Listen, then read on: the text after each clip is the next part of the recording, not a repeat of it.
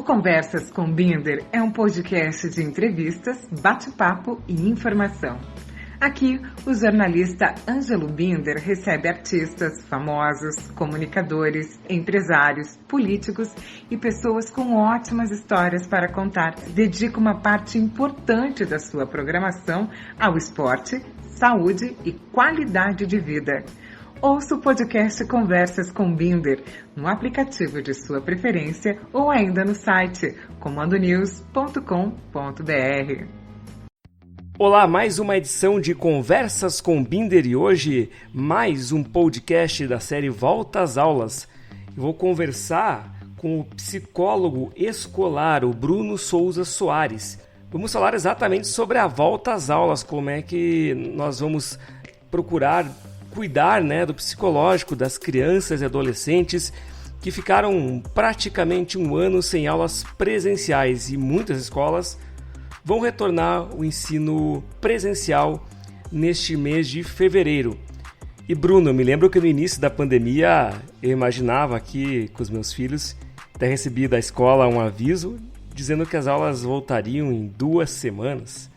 E de repente passou um mês, 2 meses, 3 meses e a gente ficou o ano todo. Como é que foi isso para vocês também?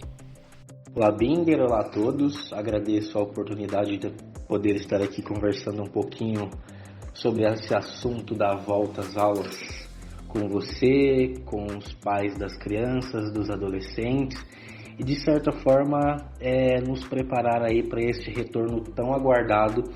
E você falando que lá no começo da pandemia no ano passado, você esperava que em 2, 3, 4 semanas no máximo nós estaríamos de volta na escola, e o mesmo aconteceu comigo. Eu lembro que no dia em que eu fui para casa, que eu levei todas as minhas coisas do trabalho, eu imaginei que no máximo em 2 semanas nós estaríamos de novo. E aí o tempo foi passando, foi um mês sendo adiado para o outro, de um mês para o outro, o retorno, e acabou que nós passamos o ano todo longe da escola física, com aulas online, e aí todo mundo tendo que se adaptar de uma hora para outra a uma realidade que ninguém esperava e que de certa forma acabou fazendo com que muita gente sofresse. E aí vale a pena falar um pouco também de que as crianças não tinham essa habilidade, elas não estavam prontas para poder ter essas aulas online, o controle dentro da escola é muito maior, tem uma professora dentro de sala de aula chamando a atenção o tempo todo, indicando o que precisa ser feito, e a criança quando está na frente do computador tem muitos estímulos ali distratores, e que ela pode ter acesso muito rápido, muito fácil, e que se não tiver uma supervisão dos pais também ou de uma outra pessoa responsável, essa criança pode se dispersar e isso pode acabar prejudicando o processo de ensino-aprendizagem. Mas isso também, esse foco, essa atenção na frente do computador para poder estudar, é algo que precisa ser desenvolvido também. As crianças e os adolescentes foram de uma hora para outra, de certa forma, jogados para esse tipo de ensino. Então tem muita coisa a ser considerada aí. Só que era o que a gente tinha no momento, Mas agora nós estamos aos poucos retomando. Muitas escolas vão ofertar o ensino híbrido, ou seja, as crianças ainda vão continuar em parte do seu tempo estudando por meio do computador. E aí vale a pena resgatar essas habilidades que foram aprendidas no ano passado para que elas sejam aprimoradas e aplicadas durante este ano. Então, Bruno, qual a primeira orientação para os pais que vão levar os filhos para a escola? Bom, a primeira coisa a se fazer e sempre tem que ser feito, independente de estar em ensino remoto, de estar em ensino híbrido ou estar na escola, em ensino presencial, é estabelecer uma rotina do dia, incluso nessa rotina do dia, uma rotina de estudos. Precisa ser deixado muito claro para as crianças o que vai acontecer O que pode acontecer é aquilo que é esperado delas, o que é esperado que elas façam. Então é muito importante que os pais procurem saber, com detalhes mesmo, como que vai ser esse retorno na escola em que o filho está estudando. Vai ser um ensino híbrido? Vai ser um ensino presencial 100%? Quais são as medidas de segurança que essa criança vai precisar seguir? E é muito importante que os pais e que os responsáveis orientem e cobrem a criança nesse sentido, para sua própria segurança e para a própria segurança também dos colegas e dos demais. E voltando nessa questão da rotina, é importante conversar com a criança, com o adolescente, deixando claro que agora nós vamos voltar para a escola presencialmente ou semipresencialmente, em que uma semana eles estarão estudando na escola e que na outra semana estarão estudando em casa, ou a depender da escola vai ser um dia na escola e um dia em casa. E aí é muito importante sentar com essa criança e com esse jovem e escrever mesmo, estabelecer uma rotina no próprio papel, pegar o próprio Excel de repente, ou uma tabela no Word e colocar ali as aulas do dia, os momentos de estudo, deixar sinalizado que é o dia que vai para a escola, que é o dia que vai ficar em casa, e orientar os alunos também, os filhos, que no dia em que estiverem em casa são os dias que eles precisam ficar mais atentos aos estímulos distratores.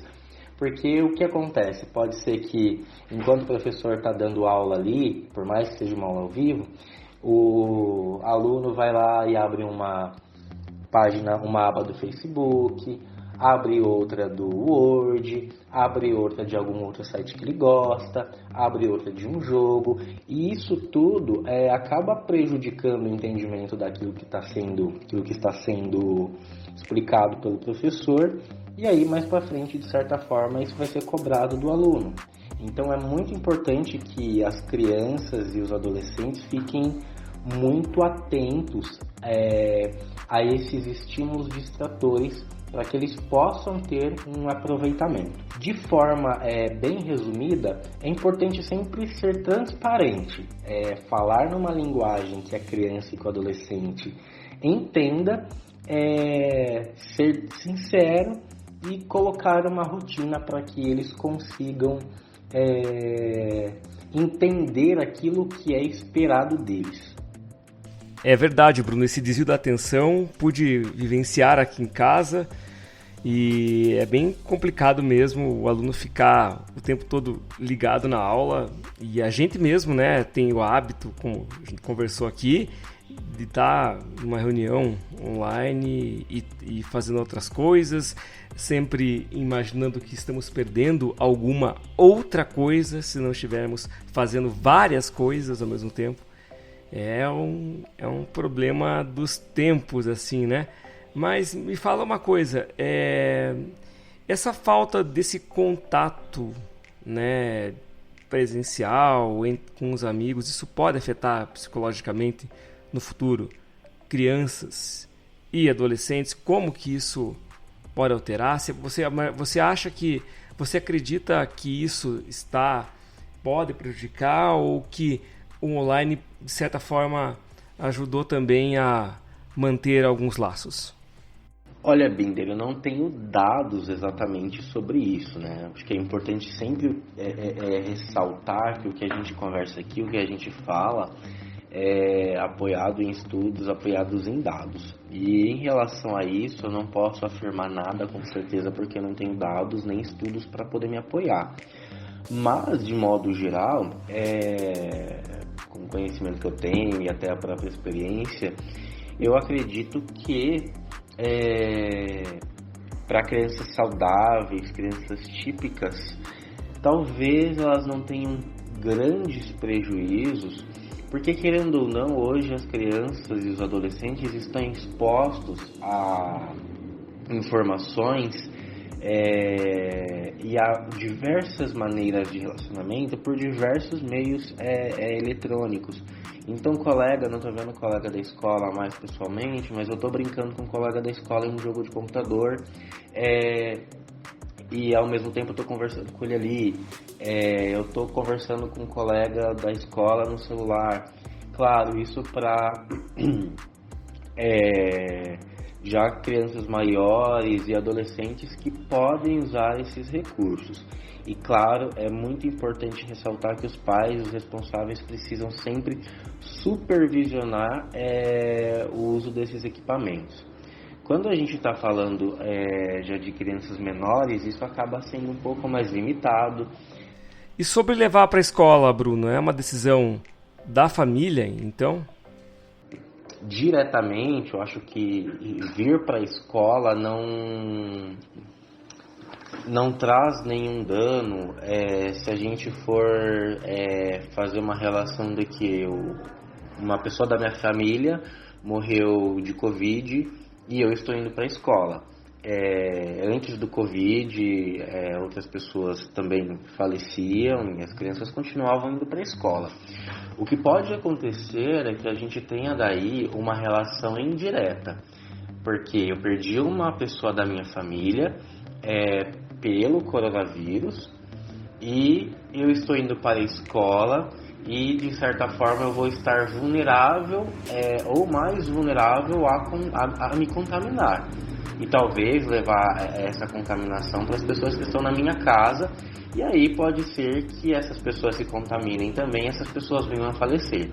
Aí a gente precisa investigar até um quadro de ansiedade, algo nesse sentido, e aí também não tem uma recomendação vá ou não vá para a escola, mas aí eu acredito que nesses casos a gente precisaria daí de uma intervenção de um profissional da psicologia no âmbito clínico, na própria clínica, e aí a família, junto com esse profissional, tomar uma decisão. Talvez seja interessante hoje continuar ensino remoto, e com um tempo de terapia essa criança ou esse adolescente voltar a ir para a escola, e aí juntos fazer uma avaliação de qual a medida é a melhor a ser tomada no momento diante dessa situação, né? Mas diretamente não tem nenhuma ligação. Mas se a gente parar para pensar de que o jovem ou a criança pode relacionar um aumento na probabilidade de ser contaminado e aí isso remeter a um familiar que faleceu, essa criança realmente, esse adolescente pode sofrer ainda mais e pode desenvolver algum quadro de ansiedade. Imagino que de repente não seja um quadro de ansiedade tão patológico, mas também é algo que pode acontecer. E Bruno, para finalizar, eu queria saber as crianças menores, como é que é a conversa com eles? Eles geralmente, embora a gente já esteja acostumados, né, participando de todo esse processo da pandemia, as crianças menores fazem brincadeiras de estarem mais próximas, mais correria. Como é que é a conversa com as crianças menores assim do ensino infantil, por exemplo? Que às vezes a criança teve pouca interação com outras crianças, está ali bem no início da infância, está no início do período de começar essas interações, mas é importante também ressaltar que isso pode ser recuperado também um pouco mais para frente. Então não é nada tão prejudicial. E claro, quando a gente vai conversar com eles e vai falar para eles tudo o que está acontecendo na linguagem deles, tendo ali um bom filtro de saber o que falar e o que não falar, mas sempre sendo transparente. A gente precisa ser sempre transparente com as crianças, com os adolescentes, mas claro, falando numa linguagem que eles entendam e também sabendo colocar um filtro naquilo que a gente vai falar.